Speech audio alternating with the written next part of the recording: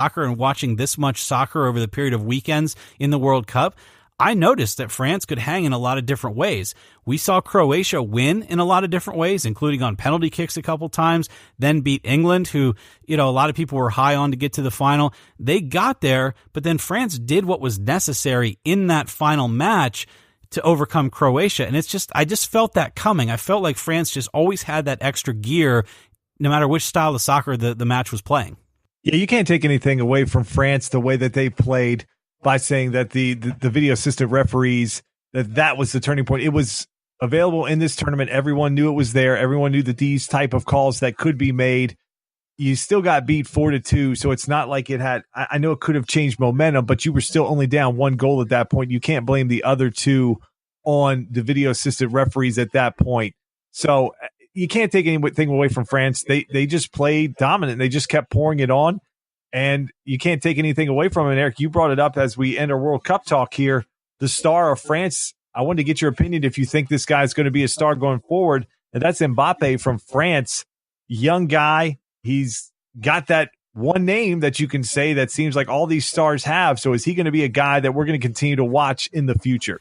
He was for me. He was exciting to watch all throughout. I mean, he had 4 goals. The only one there's a couple guys who scored 4 goals total in the World Cup. The only guy that scored more was Harry Kane with 6.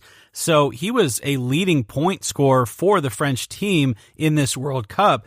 Performed very, very well. High energy, 19 years old, obviously has a huge future ahead of him. He plays for, I believe, for Paris Saint-Germain in the French Ligue 1. And so, he's not yet in like an EPL. He's not yet in one of these really highly paid leagues. I would assume that that's coming for him. And look, he's not poor. He's still making some pretty good money to play soccer. He's with Neymar over there in that French league at Paris Saint-Germain. And so as a name, he's a rising star. There is just no doubt about it. And when you see a World Cup like this, where Messi's stock fell and Neymar's stock fell, and a guy like Ronaldo was one of those guys that had 4 goals, by the way, but I think his stock was basically level based on the fact that Portugal didn't make it very far. So when you have other names, their stock fell, the goalie from Spain, I think De Gea, he didn't have a very good World Cup. It just seemed like some of the names that we talked about coming in, obviously Griezmann did have a good World Cup for the French, but then Mbappe is now a name. He's now a name that people are going to look at and follow. And I look to see, where does he end up in the next couple years, and how much does he get paid when, a team buys him and loads a big contract onto his shoulders. Yeah, when you're a player that you have an opportunity in a final, in a big match, and you play the way that he played, it seems like there's a guy that's destined to be a star. And players that play well in big matches and big tournaments, Eric, that's what we want to see. And speaking of big tournaments, the Open Championship, formerly the British Open, but for golf purists, we'll make sure we call it the Open Championship so we don't get any mean letters on Twitter. But Eric, it's another opportunity for a major. Let's talk about some of the big names that are out there, as this is going back to Carnoustie, famous for the Jean Van de Velde, where he fell apart back in '99. These guys will come back now. The big names, they're all there. So let's talk about who Vegas has as their favorite. The number one guy that they have at 12-1 is the number one player in the world, Dustin Johnson. Eric, how do you like his game setting up for this course? His game I like, and I'll tell you why. This course is pretty tight. It's pretty long, although it's not going to play that long, just depending on the wind conditions. The ball is going to roll forever. You'll see when you watch it on TV this weekend that the fairways are baked out. They look like runways at the airport, and they're talking about hitting irons 300 yards rather than drivers 300 yards. But the greens are a little bit soft and a little bit slow. So a guy like Dustin Johnson, who's not known as one of the premier putters in the tour, now he's certainly a very good putter, but he's not one of the premier putters. I look for him, if he plays smart and keeps it between the weeds, I look for him to have a really good shot, because the British Open isn't really about your best putters. It's about guys who are serviceable on the greens, but really can get it tee to green with the best of them. And over the past 3 seasons, there's no one better than Dustin Johnson at that. What do you think Spieth's chances are to repeat? I just don't feel like he's had the season that he's wanted to have. He's seen some of his friends have great seasons like a Justin Thomas. And I just feel like Spieth's a little bit on the back burner right now. I am definitely not one of those people that says, well, his star rose and now it's falling. No. Spieth's going to be here for a long time. He's got the head. He's got the game. He really has the grounding that you want out of a star player. But his putting's not been very good this season, and normally that's his bread and butter. So I think he'll do okay on the greens. But Spieth, on the other hand, from tee to green, has just been a little bit too erratic. And at this British Open particularly, that's going to cost him too much. How do you think Koepka's game sets up for this course as compared to the U.S. Open course where he got his second U.S. Open win back-to-back earlier this summer? Brooks Koepka, if he plays the way he did at the U.S. Open, I think he's the guy to beat because he's got the confidence, he's got the mojo, and now he knows he can be a major championship winner by doing what he just did at the U.S. Open back-to-back. So I don't think he's going to have any doubt. I think his game's in a good spot, and if he has the accuracy that he had at the U.S. Open for this Open, he's going to be very, very hard to beat. Another guy getting some buzz, always seems to find his way to the top of these leaderboards, is the number 3 player in the world, Justin Rose. How do you like his game at Carnoustie? I love his game at Carnoustie for a couple of reasons. One, I think he's going to have obviously the fans, the Great Britain atmosphere that comes with an English guy playing in the Open. So you're going to have a good surroundings for a guy like Justin Rose. You're going to have a lot of people cheering for him. His game is also extremely solid this year. He's also a very, very accurate ball striker. The problem with Justin Rose is just that it's either one or the other with him right now. And the good thing is right now it's a lot of the one, which is finishing near the top of the leaderboards. But in majors for Justin, it's either like he's really there or he's really not. So I look for him to be a factor on Thursday and Friday, but then you're going to find out, is he rising up that board or is he kind of staying stagnant? If just because he's sort of a streaky player, Justin Rose is. He gets very emotional just within himself.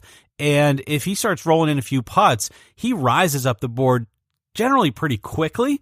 And then he's one of those guys that if he doesn't make birdies early on and he's kind of slaying around level par for the round, he just really gets stagnant. And then you'll see a lot of guys surpass him on the board if that happens. But he's as good as any as far as a pick right now. And I think actually, DJ's odds are better.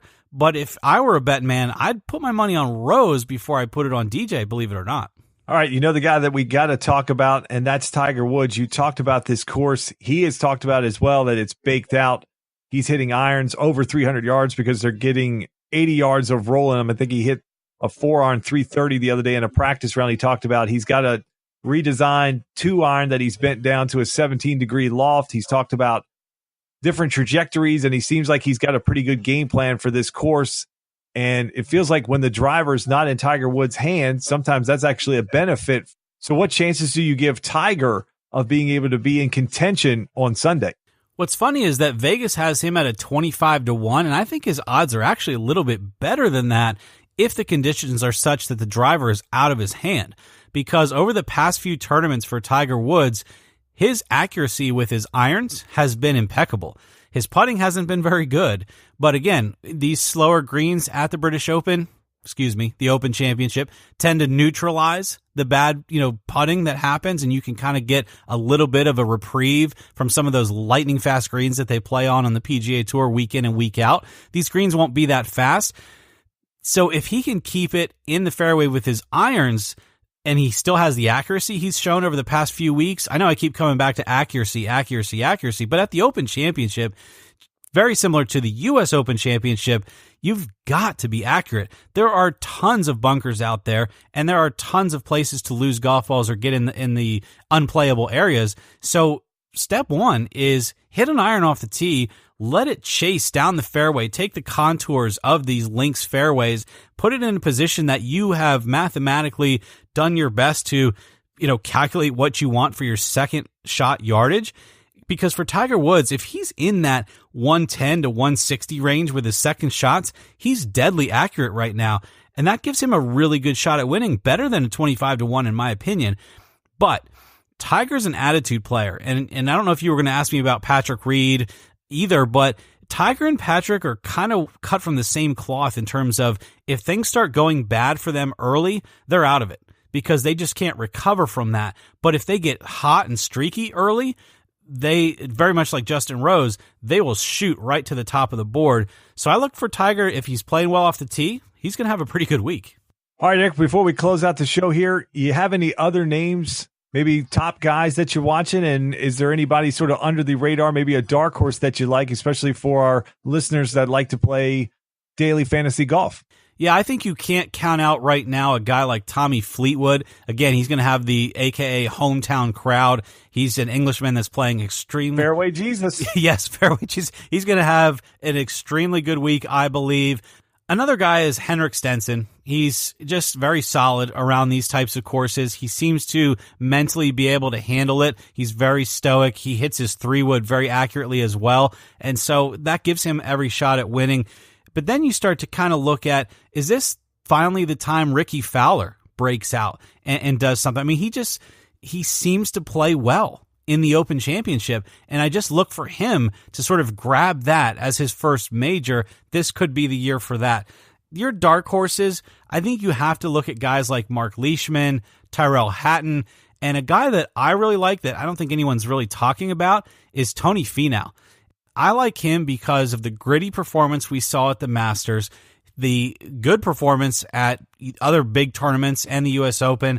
And I just think that he's a guy that's going to fly under the radar, but has the length and strength to compete very well at a place like Carnoustie. So watch out for Tony Finau. You never know if a guy like him can all of a sudden, just like Brooks Koepka did last year at the U.S. Open, kind of be one of these young gunners that people say, oh, well, I guess we should have paid more attention to him because he was a rising star on the PGA Tour. I think Tony Finau is one of those guys. So that'll wrap up episode 211 of Talk Back. I am definitely looking forward, Justin, to the Open Championship, and getting this NASCAR season rolling a little bit closer to the playoffs is going to be nice, getting these 1.5 mile tracks kind of in the distance behind us. So what we talked about with NASCAR and then some of these rivalries that are popping up, we'll keep our eyes tuned toward that. And then, Justin, next week we are on vacation, so there won't be a show next week. Then we come back in August, we get to start talking about preseason NFL because the first preseason games are August 9th. So we're going to have training camps and preseason and, some of the guys that were drafted back in the NFL draft. We want to get updates on who might start, who might sit for a little while. What is the process for some of these teams, for some of these big names that got pulled off the board back in April? So we've got all of that going on. August is going to be kind of an exciting month. And then, of course, we've got Bristol. Bristol's one of those exciting fall races we keep our eye on. And that's going to do it, like I said, for this episode of Talk Back. So we're going to be off next week. We'll see you in August and talk back at you next time.